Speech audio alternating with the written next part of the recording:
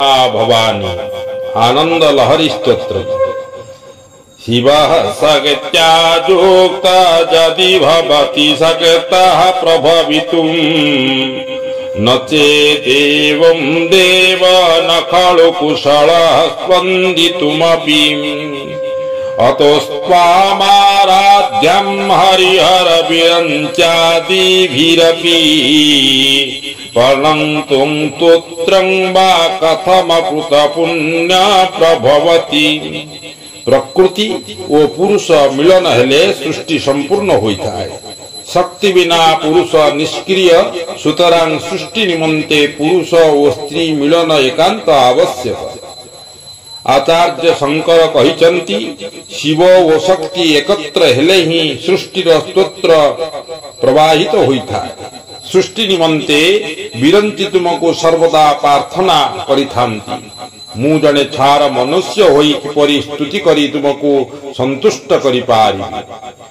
तनीयं संपासुं तव चरण पंकेरुह भवं विरंची संचिन्न न विरचयति लोकान विकलान् बहत्येनं शौरिं कथमपि सहस्रेण शिरसा हरः शंखोधोनं भजति भजितो धून निविधिं। शक्ति बा जगत माता को संबोधन करी आचार्य श्री शंकर कहिछंती जे हे माता तुम पादरे गोटिए मात्र धूलिकणारू ये सृष्टि संभव होई पारि अछि एवं सेही सृष्टि को अनंत रूपी भगवान मस्तकरे धारण करी अछंती। ओ शिव यही संसार को भस्मीभूत करी सेही भस्म को अंगरे भूषण करी अछंती। अविद्यानामन्तस्तिमरमिहरद्धीपन करी जडानं चैतन्यस्तव कमल करन्द श्रुति शिराम दरिद्राणं चिन्तामणि गुणनिकी जन्म जलधू निमग्नानं द्रष्टां मुररिपवराह्यस्य भवति।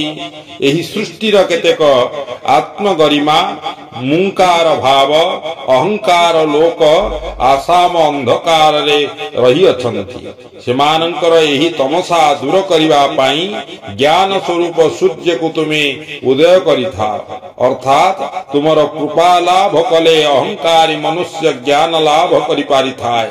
दिन दरिद्र असहाय माने मध्य तुम कृपार दुख सागर त्राही पाई जाइथांती।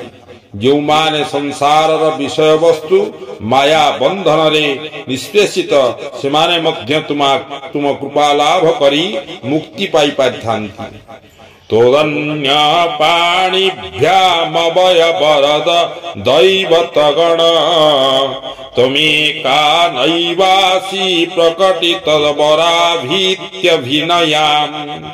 भयातत्रातृं दातुं फलमपि च वाञ्छासमधिकम् शरण्यं लोकान् तव हि चरणावेव निपुणः।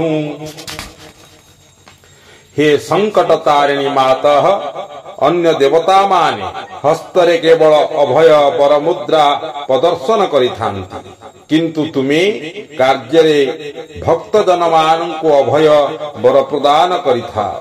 जे तुमको आतुर कंठरे आवेग चित्तरे प्रार्थना करिथाए तुमे ताहाकु समस्त आर्तर उद्धार करिथा। मा तुम पाद तले शरण पशिले तुमे त्राही करिथा।